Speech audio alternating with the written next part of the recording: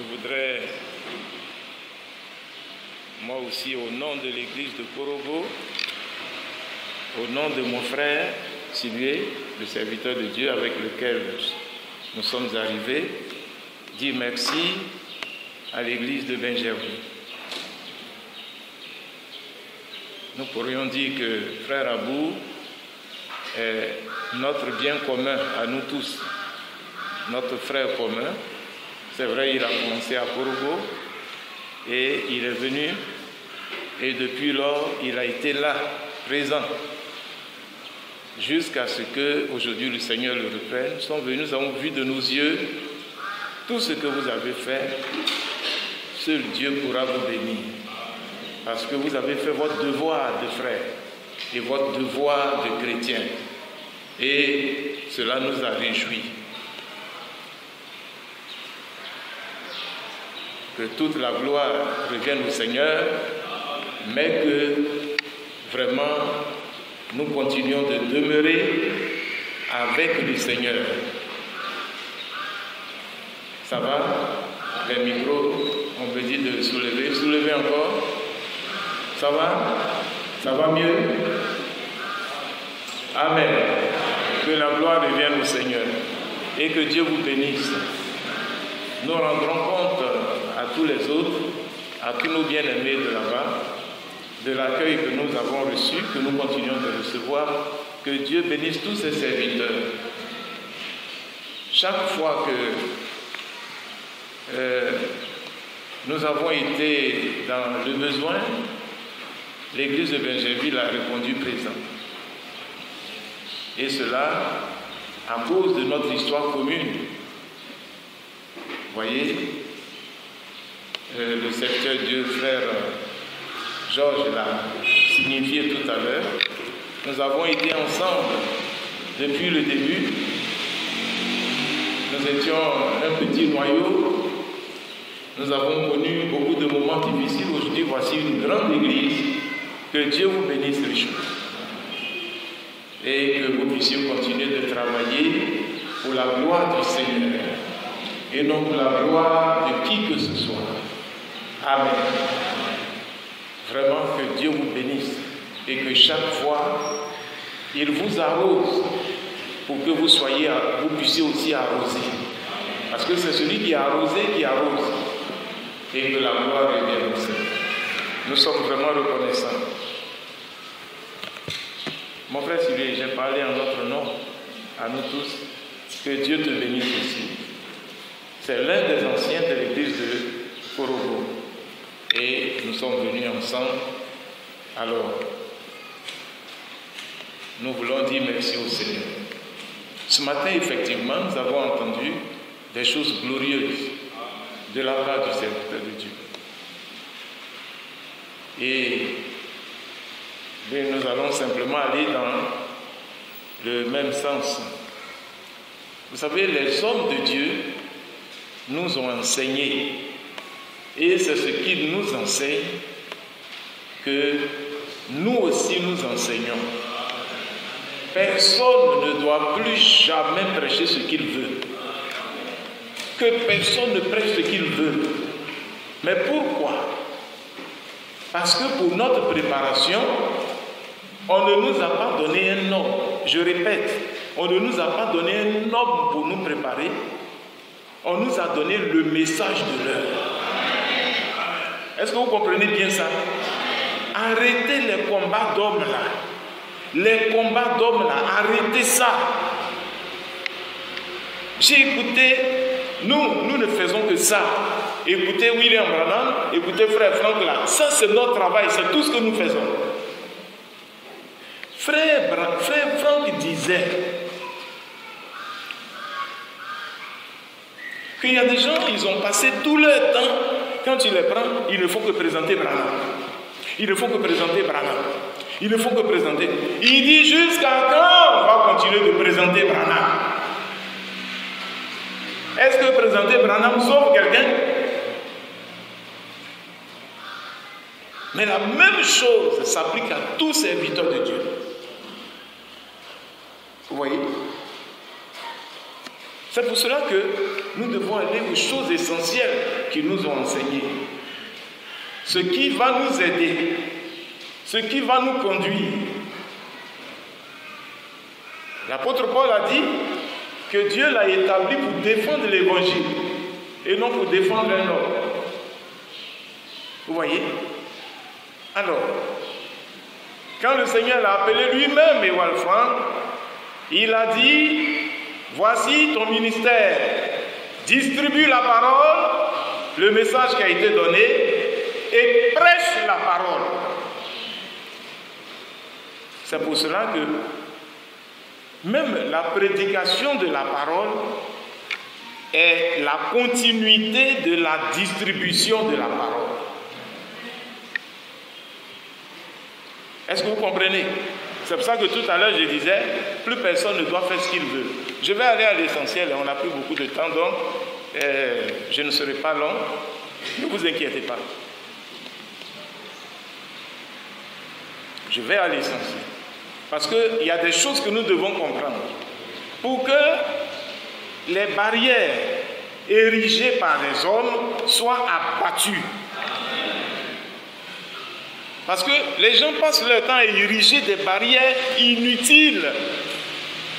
Et les choses inutiles, nous n'en avons plus besoin. On veut les choses utiles.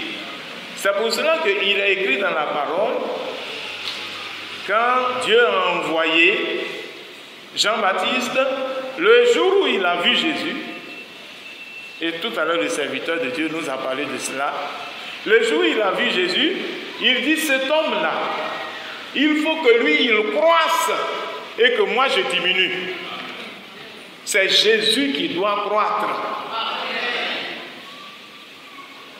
Quand les gens sont allés, ils ont dit, j'ai entendu ça, je crois que c'est hier ou bien chose, nous voulons voir Jésus. Ils ne voulaient pas voir quelqu'un d'autre. Que ici, là, ce soit Jésus qui soit vu. On veut voir Jésus. C'est Jésus qui peut faire quelque chose pour nous. Personne ne peut faire quelque chose pour nous. C'est Jésus seul qui peut faire quelque chose pour nous. Et nous voulons voir Jésus. Et l'apôtre Paul va dans le même sens pour dire, nous ne nous prêchons pas nous-mêmes, mais nous prêchons Christ. C'est Christ que nous prêchons. On n'utilise pas la chair pour prêcher les frères, pour prêcher l'homme, ou bien pour se prêcher soi-même, et pour s'établir soi-même. On utilise la chair pour emmener le Fils de Dieu au ciel. Alors, si quelqu'un ne peut pas faire ça, qu'il reste tranquille dans son coin, parce que la chair, ce n'est pas pour détruire le Fils de Dieu. La Bible dit, Paul dit que l'autorité que Dieu nous a donnée, c'est pour votre affranchissement, c'est pour votre libération et non pour votre destruction. Et le serviteur de Dieu nous en a parlé un peu tout à l'heure. Quand il a dit, moi, tout ce qu'il a dit, voilà ce que je retiens. Parce que ça, avant qu'on écoute aujourd'hui, le Seigneur nous a fait la grâce, nous, qui ne sommes que des gens qui viennent pour entendre ce qu'il a dit et ce qu'il est en train de faire. On a déjà écouté ça pendant longtemps. Donc, il dit que, parce que j'ai dit que je vais aller dans le même sens, c'est pour ça que je fais ce bref petit rappel pour aller. Il dit que dans la Bible, il y a le mystère et puis il y a les mystères. Et le mystère, c'est la révélation de Jésus-Christ. Dieu a été vu des anges, prêché dans le monde, élevé dans la gloire, etc. Ça, c'est le mystère de Christ. Pour tous ceux qui suivent, il est revenu dessus à plusieurs reprises. Ce n'est pas à cette occasion-là, mais c'est ça, le mystère de Christ. Et puis il y a les mystères, les autres mystères qui concernent beaucoup de choses qui nous ont été révélées. Et il a dit que c'est ce mystère-là, que Dieu est allé pour préparer des choses que l'œil n'a point encore vues.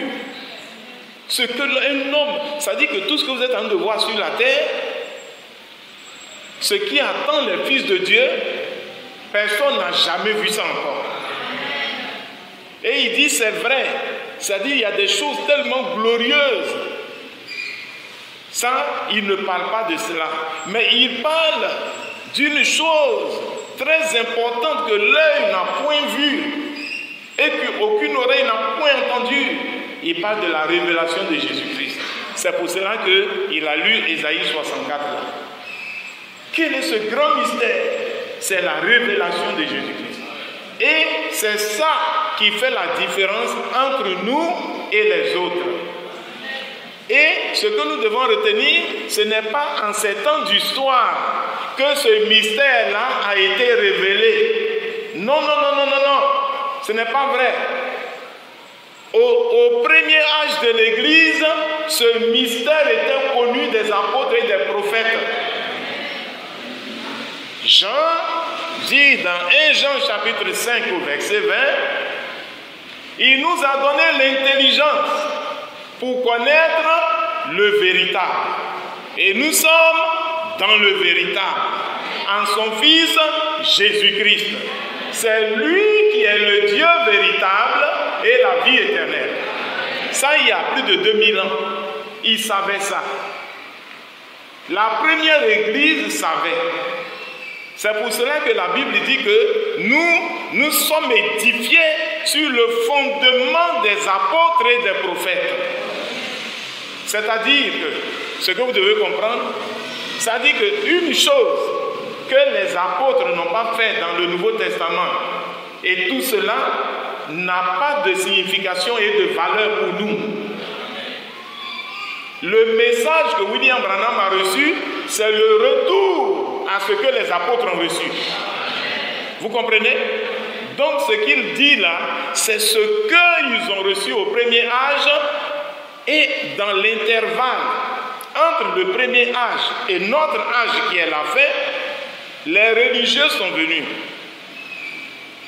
La Rome papale s'est élevée avec un faux évangile de la Trinité, un faux évangile. Une fois que tu as ça, c'est-à-dire que quand tu prêches l'évangile de la Trinité là, même si après avoir eu ça comme enseignement, tu arrêtes de boire, tu arrêtes de fumer, tu arrêtes de faire choses, malgré ça, tu iras en enfer. Parce que tu n'as pas reçu la révélation de Jésus-Christ. Pourquoi? Parce qu'ils nous ont emmenés à adorer finalement trois dieux. Dieu le Père, Dieu le Fils, Dieu le Saint-Esprit. Quand on était à l'église Réveil, voilà ce qu'on nous prêchait. Quand le samedi arrive, Dieu le Père, Dieu le Fils, Dieu le Saint-Esprit font réunion. Et puis, ils disent quel message on va envoyer aux églises. Et puis les trois là, ils s'entendent. Et puis ils disent, bon, envoyons ça. Et maintenant, Dieu donne la révélation. Et puis les gens prêchent ça dans les églises. Vous voyez, c'est ça là qu'on appelle l'idolâtrie. C'est ça le faux évangile. C'est ça là qui est faux. Et la révélation de Jésus-Christ, c'est que c'est celui qui a été Père. On sait pourquoi on l'a appelé Père. Parce que tant que Jésus-Christ n'était pas né, Dieu n'était pas Père. Amen. Tant que Jésus n'était pas né, Dieu n'était pas Père. On pouvait dire qu'il est Père, simplement aussi parce qu'il a créé, mais c'est à cause de la filiation que Dieu a été appelé Père. Et ça, nous devons comprendre. Vous voyez ce que je suis en train de dire là. Si ça vous paraît nouveau, c'est que vous êtes un nouveau dans la foi. Mais si vous êtes ancien dans la foi, ça ne doit pas vous paraître nouveau. Maintenant, si vous êtes un ancien et que ça vous paraît nouveau, c'est que vous êtes un ancien nouveau. Et vous devez bien comprendre les choses. Mais il y a trop d'anciens nouveaux dans le message. Ça fait que quand on prêche, et puis après quand il se lève, et puis on fait ce qu'on veut, on fait n'importe quoi, le message nous a apporté quoi? Nous allons revenir à ça. Donc, nous avons vu la révélation. Et il a dit que dans la révélation donc, de ce mystère se trouve la sagesse de Dieu. Amen. C'est-à-dire que Dieu c'est lorsque tu as la révélation de Jésus-Christ que cela est accompagné de tout. Quand tu as la vraie révélation, la capacité d'obéir à la parole vient en toi. La peur disparaît de ton cœur. La protection devient ta propriété. Parce que dans le salut, il y a tout ça là. Dans le salut que Dieu nous a donné, alléluia. Est-ce que vous savez que même dans le salut, il y a la richesse? Alléluia. Alléluia. Il y en a qui ne savent pas ça. Ils pensent qu'être pauvre, ça veut dire qu'on est un bon chrétien. Oui, un chrétien peut passer par des moments difficiles. Qui passe par des moments difficiles plus que les chrétiens? C'est le chrétien seul. Parce que ce qu'ils font dans le monde pour devenir riches, vous ne pouvez pas faire ça. Vous êtes obligés de vous attendre au Seigneur. C'est pour ça que ça nous plaît de savoir que des jeunes gens passent les concours, ils sont reçus. C'est sur ce plan-là que vous devez être les meilleurs. Tant que vous n'êtes pas reçus, passez ça 10 fois. Vous serez reçus. Et placez-vous à un tel niveau qu'un jour, on puisse changer les situations. Mais si vous êtes un soulard, vous allez changer quoi? Que Dieu nous aide. Quand vous lisez dans Proverbes chapitre 3, il est écrit que la sagesse, dans sa main droite, il y a quoi? Une longue vie. Amen. Et dans sa gauche, il y a quoi? La richesse et la gloire. Amen. On a entendu que le salut que Dieu nous donne, Jésus-Christ est venu pour nous conduire maintenant à la gloire. Il veut nous conduire à la gloire. Alléluia. Donc comme il veut nous conduire à la gloire, il va utiliser un mécanisme pour nous conduire à la gloire. Alléluia.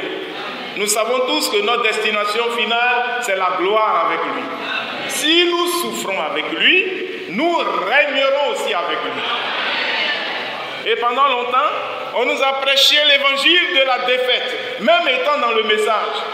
On nous a dit qu'il suffisait simplement de croire, oh Jésus est Dieu et puis c'est fini. Mais les implications de cela, on ne nous a pas expliqué ça correctement. Et ça fait qu'on est resté dans le message, avec Jésus est Dieu, mais voleur. Avec Jésus est Dieu, mais débauché. Avec Jésus est Dieu, mais soulard. Avec Jésus est Dieu, mais trompeur.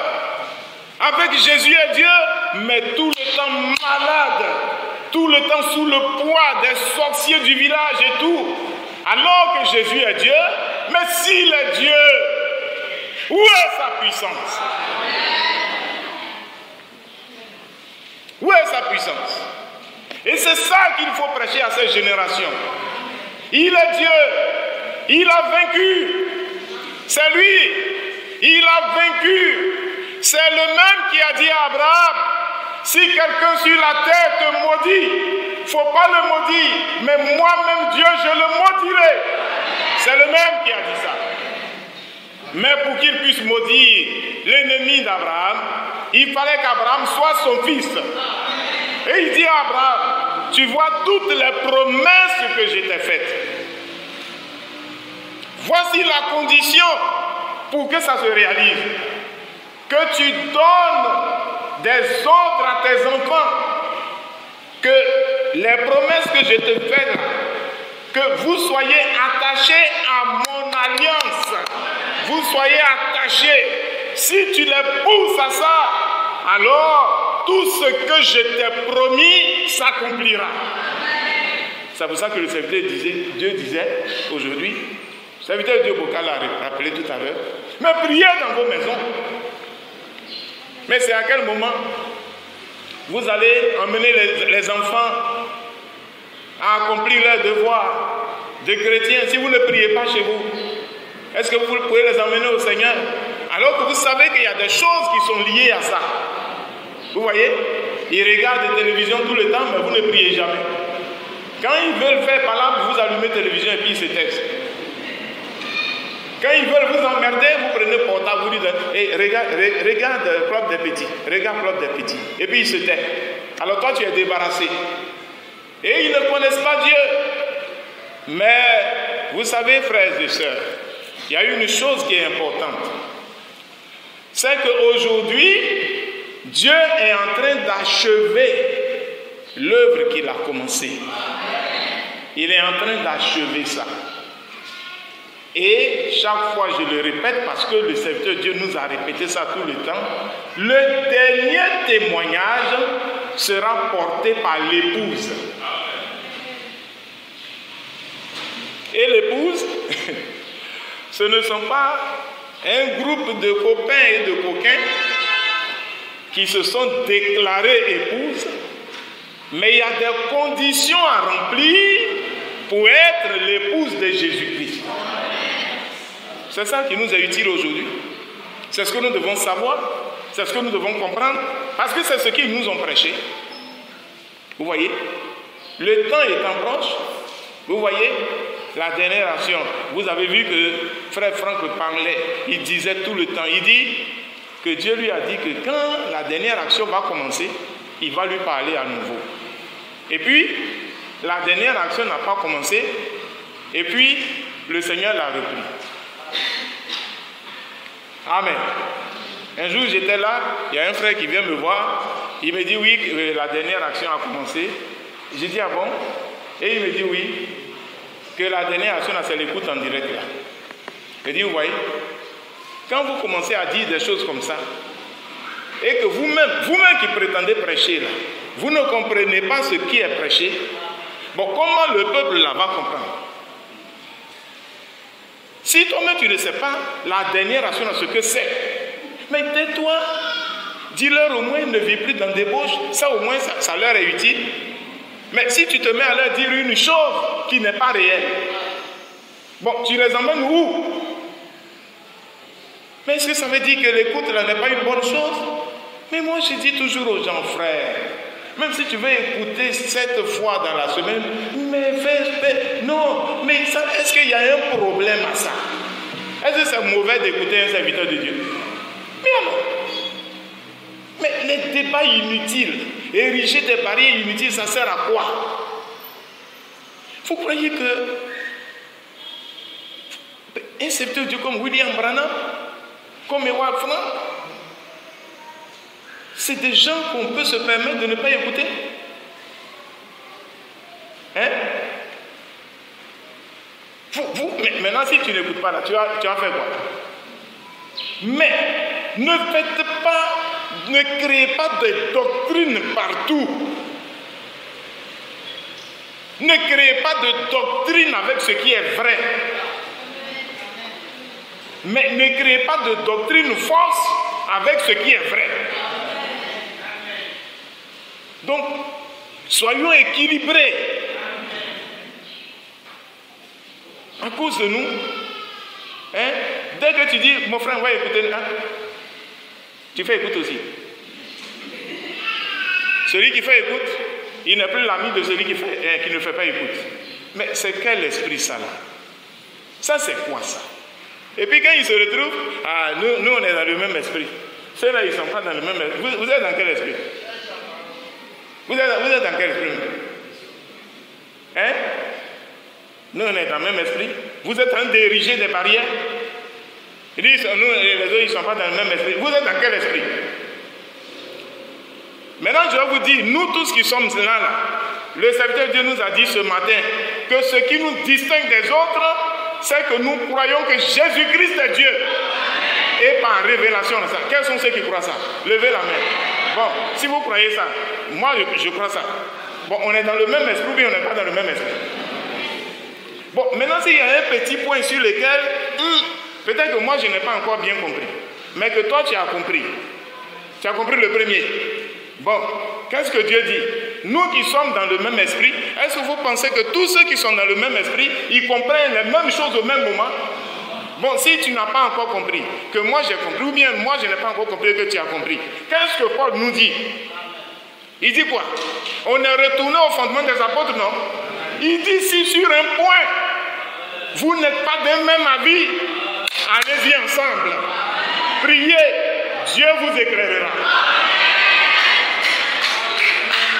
Alors, mais si on veut revenir au fondement, revenons réellement.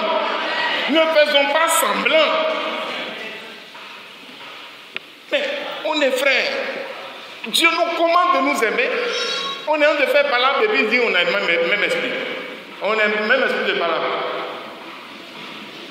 Que les palabres cessent.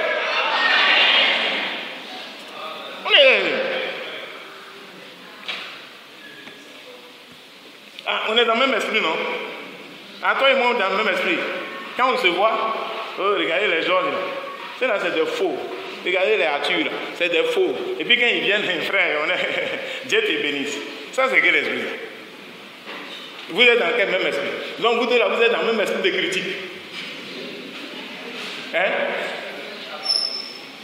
Arrêtons ça. Vous tous qui êtes ici, vous êtes des frères, vous êtes des sœurs. Aimez-vous de tout votre cœur. Maintenant, je vais dire quelques mots sur ce que j'ai à dire. Je ne vais pas être long, mais ce que je vais dire, s'il vous plaît, écoutez correctement.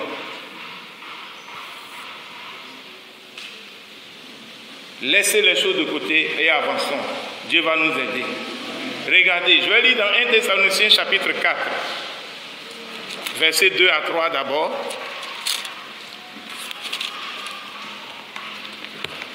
1 Thessaloniciens 4, 2 à 3. Mais peut-être que, oui, vous savez en effet quel précepte nous vous avons donné de la part du Seigneur Jésus. Amen. Premier élément que Paul dit aux Thessaloniciens. Vous, Thessaloniciens, vous savez quel précepte nous vous avons donné de la part de Dieu. Vous comprenez, non? Ça veut dire que c'est Dieu qui leur a donné ces préceptes pour eux.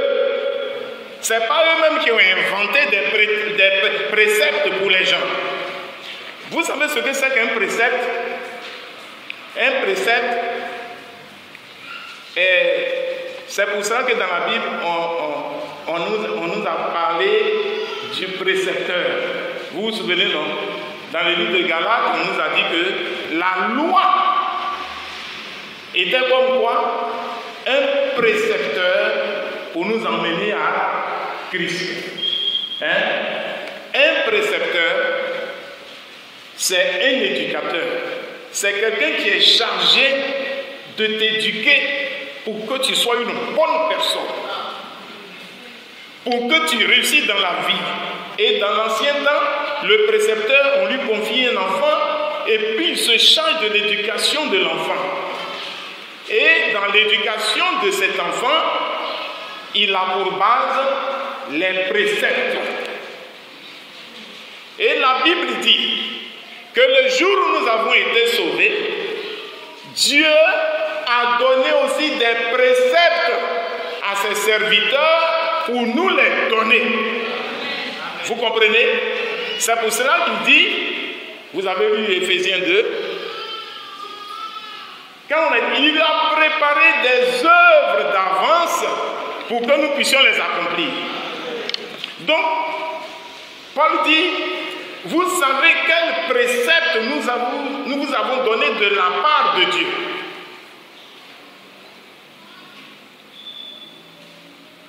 C'est lui qui dit ça.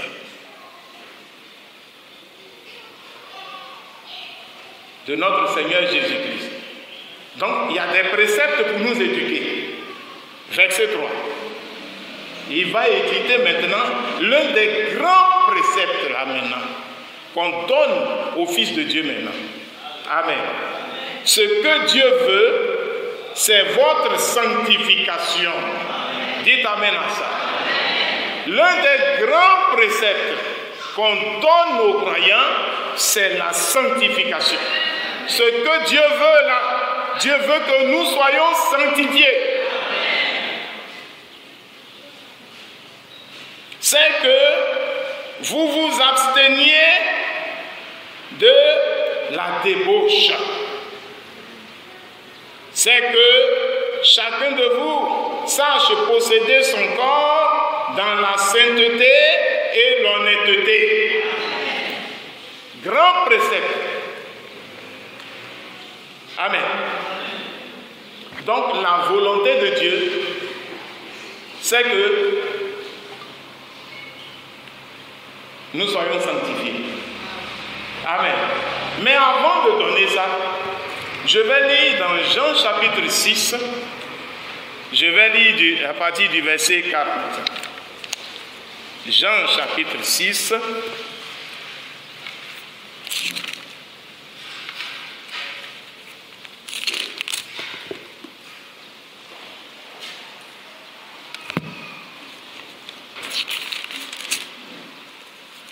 Peut-être à partir du verset 39 à 40. Jean 6, verset 39. Or, la volonté de Dieu, amen, puisque nous cherchons sa volonté, il nous a d'abord dit que dans sa volonté, il y a des préceptes qu'il va nous donner. Et l'un des grands préceptes, c'est notre sanctification. Bien. Et maintenant, ici, il nous montre sa première volonté. La première volonté que Dieu exige de nous, c'est ça qu'il nous montre d'abord, avant qu'on arrive à la sanctification. Or, la volonté de Dieu et de celui qui m'a envoyé, c'est Jésus qui parle, c'est que je ne perde aucun de tout ce qu'il m'a donné, mais que je les ressuscite au dernier jour. Donc il parle de la volonté. Maintenant le verset 40. Et la volonté de mon Père, c'est que quiconque voit le Fils et croit en lui ait la vie éternelle. Alléluia. La première volonté de Dieu, c'est de voir le Fils. Amen. Et ici, voir, c'est ce que le serviteur de Dieu nous a expliqué là. C'est avoir la révélation de Jésus-Christ. Quand on t'explique quelque chose, on t'explique, et puis tu dis, ah d'accord, je vois. Est-ce que c'est parce que tu as vu avec tes yeux?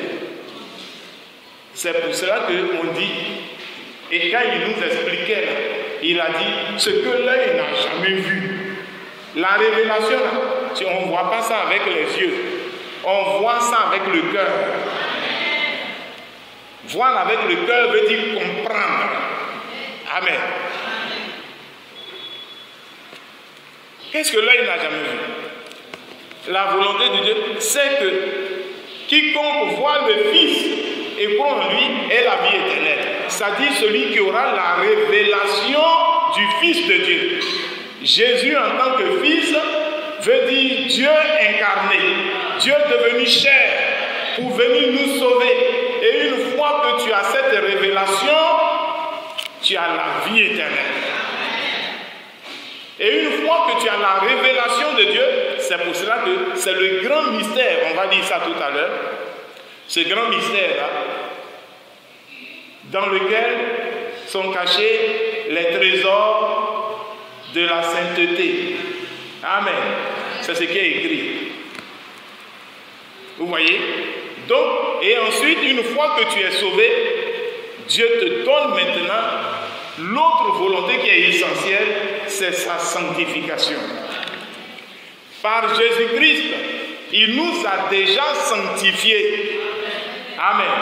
Quand Jésus est mort, c'était pour que nous soyons sanctifiés. Que nous soyons pardonnés, que nous soyons réconciliés avec Dieu. Amen. Et que nous soyons justifiés. C'est-à-dire que nous devenions justes. Mais que nous devenions justes sans avoir commis un seul acte de justice. On devient juste par la foi. Une fois que tu crois au sacrifice de Jésus, une fois que tu vois Jésus, tu vois pourquoi il est venu. Tu vois que c'est Dieu fait chair pour pouvoir te sauver. Et tu connais les implications de ça parce que dans ce mystère-là sont cachés les trésors de la sagesse et de la sainteté. Amen. C'est ça qui est caché dans le mystère de Christ, les trésors de la sagesse et de la sainteté. En Jésus sont cachés les trésors de la sainteté. Si tu crois réellement en Jésus, même si tu es le plus gros voleur du monde, Jésus te sanctifie. Il te purifie. Aucun insidieux ne peut te faire changer de comportement. Aucun crachat.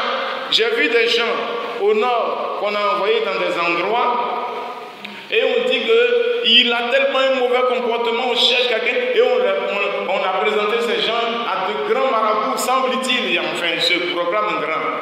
Vous savez, quand vous ne connaissez pas Jésus, vous vous voyez toujours grand. Le jour où vous allez connaître Jésus, vous deviendrez petit. Tant que vous n'êtes pas petit, vous n'aurez rien de Jésus. Dans la maison de Dieu, on ne réclame pas de droit. On exécute sa volonté. Ici, c'est un service militaire. Frère et soeur, voilà, au service militaire là-bas, là, quand tu étais en service, tu discutais les ordres là-bas, ils vont t'emmener en prison. Amen. Et il y a notre fils là, le fils de Somme qui est avec nous là-bas, c'est un officier, il sait. Vous voyez, moi j'ai vu de mes yeux un militaire qui a voulu refuser les ordres, j'ai vu son patron en train de le frapper, on dirait un enfant. Mais on le frappe, il pleure, il peut même pas, il n'osera même pas porter la main sur son patron. Mais s'il porte la main, il a tout gâté maintenant. Il sait à quoi il est venu. Nous devons savoir à quoi nous sommes venus ici là. Nous sommes venus pour que nos bêtises là quittent nos cœurs. Que nos saletés nous quittent. L'alliance qu'il a faite, il dit venez, je vais enlever les souillures de vos cœurs. Et moi-même, je vais faire en sorte que vous puissiez obéir à mes commandements et à mes lois. C'est à ça qu'il nous a appelés.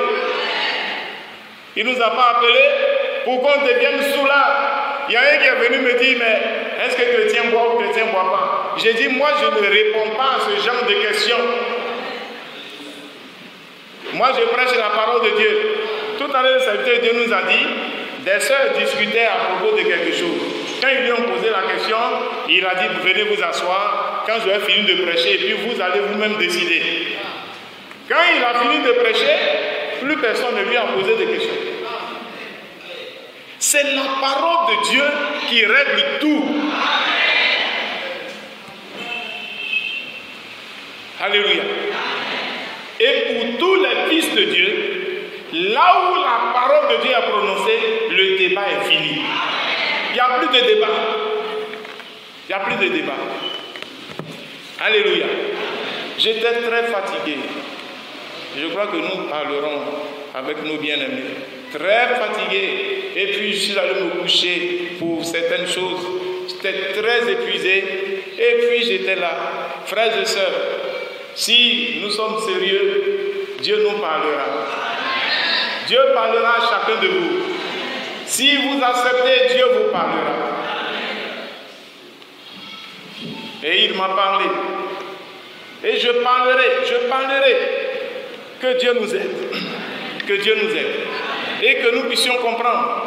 Il nous a appelés, il nous a montré maintenant sa volonté. Il nous a purifiés, il nous a lavés, il nous a sanctifiés.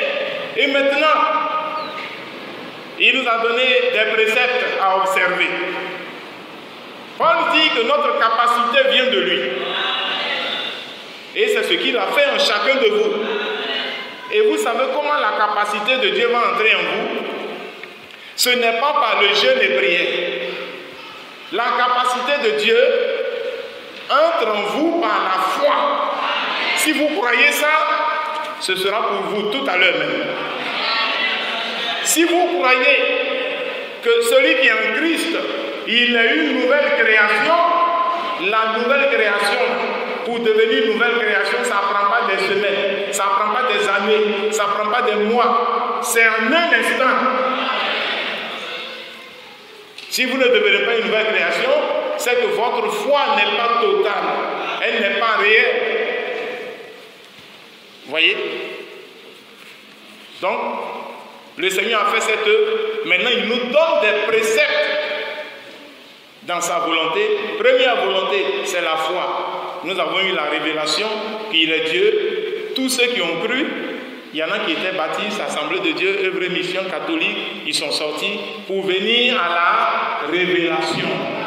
Ils ne sont pas venus à William Branham, ils ne sont pas venus à Ewald Frank, ils sont venus à cause de la révélation.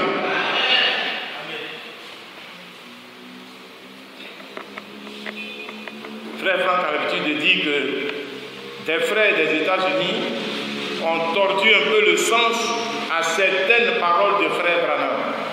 Ils ont dit que Dieu a dit à frère Branham que c'est lui qui va précéder la seconde venue du Seigneur.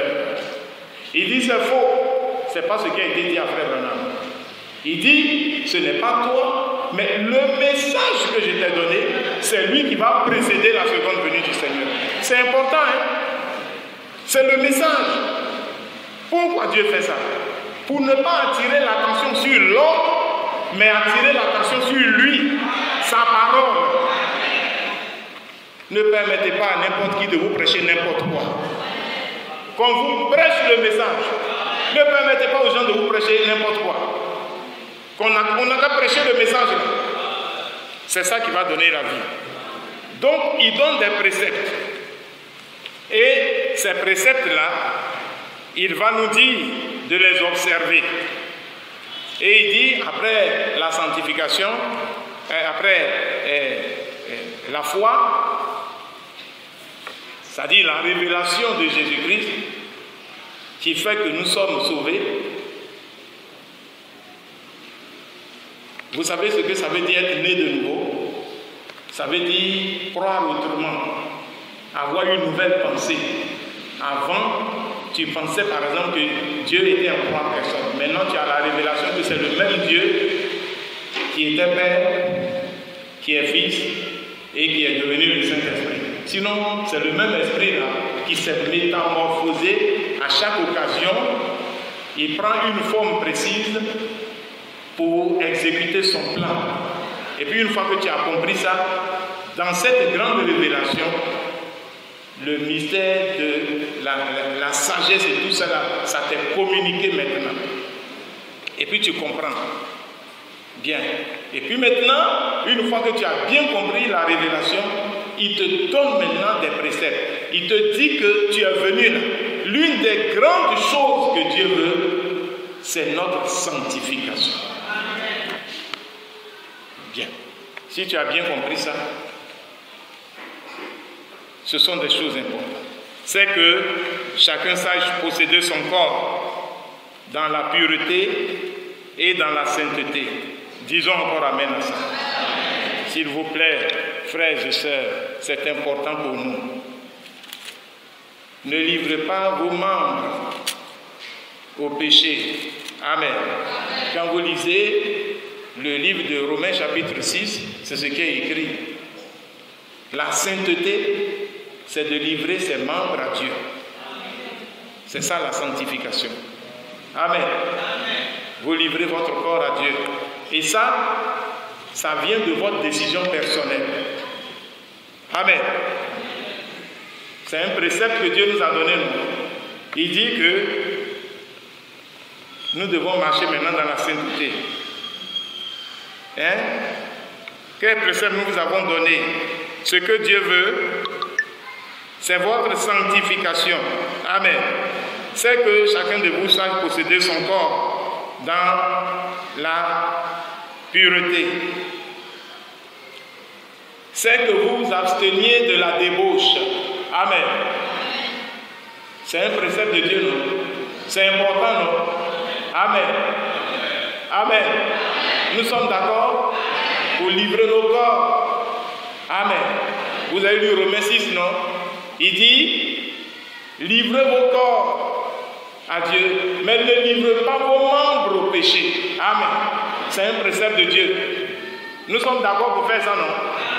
Si nous sommes d'accord, on lève la main, on dit on est d'accord. Que celui qui continue de vivre dans la débauche arrête ce matin. Parce que l'un des préceptes que Dieu nous a donné, c'est de vivre dans la sainteté. Même si tu as connu des échecs jusque-là, il y a une chose que tu dois savoir. Dieu est capable de te donner la force. Nous tous qui sommes là, nous comptons sur une seule chose, sur la grâce de Dieu. Et cette grâce est là en abondance pour nous. Amen. Comptez sur la grâce de Dieu. La grâce de Dieu a été pourvue pour nous. Si vous comptez sur la grâce, vous pouvez compter sur Dieu. Parce que Dieu ne trahit pas. Amen. Et puis, je vais sauter, je lis verset 7. Car Dieu ne nous a pas appelés à l'impureté, mais à la sanctification. Amen. Dieu ne nous a pas appelés pour qu'on vive dans l'impureté, mais qu'on vive dans la sanctification. C'est pour ça que tu as été appelé. C'est pour ça que j'ai été appelé et que nous sommes venus. Amen. Notre appel là est lié à la sanctification. Il nous a sanctifiés. Maintenant, il nous demande de nous sanctifier. Est-ce que vous comprenez? Il nous a sanctifiés par son sacrifice à Golgotha. Maintenant, il nous demande de nous sanctifier en prenant la décision nous-mêmes de changer de vie. Amen. C'est de ton ressort maintenant. Il faut décider de changer de vie. Et mon frère, tu le peux. Ma soeur, tu peux changer de vie. Parce que Jésus est mort et il a pourvu à beaucoup de choses pour nous. Bien. Celui donc qui rejette ses préceptes ne rejette pas un homme, mais Dieu qui nous a aussi donné de son esprit. Amen. Donc quand tu rejettes les préceptes de Dieu, tu n'as pas rejeté un homme, c'est Dieu même que tu as rejeté. Ne rejetons pas la sanctification. Amen. Ne rejetons pas cette révélation merveilleuse que nous avons vue de croire à l'évangile. Vous voyez? Parce que c'est important pour nous.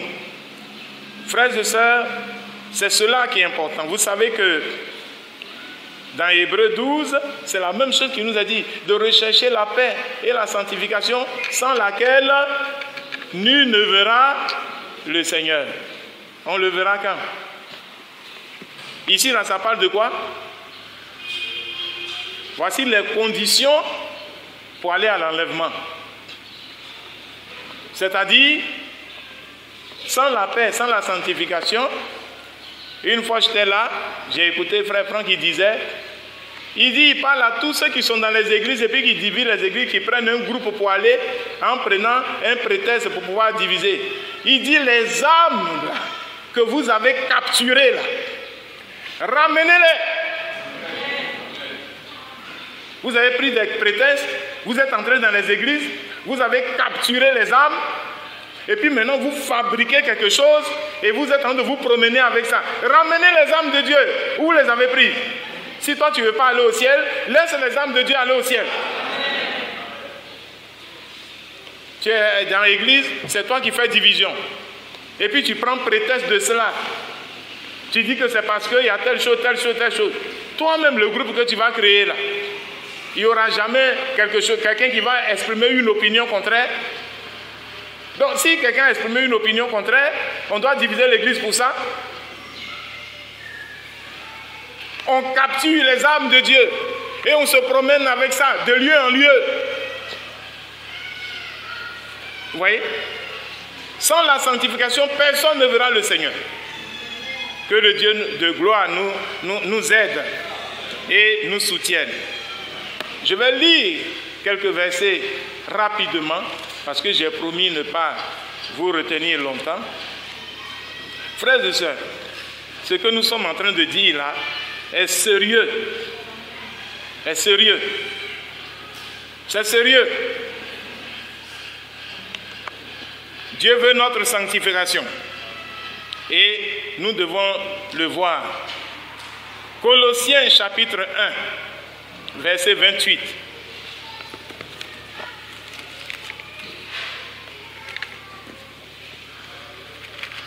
Colossiens chapitre 1, verset 28. Mais je vais lire un peu plus haut pour qu'on puisse comprendre. Je lis à partir du verset 25.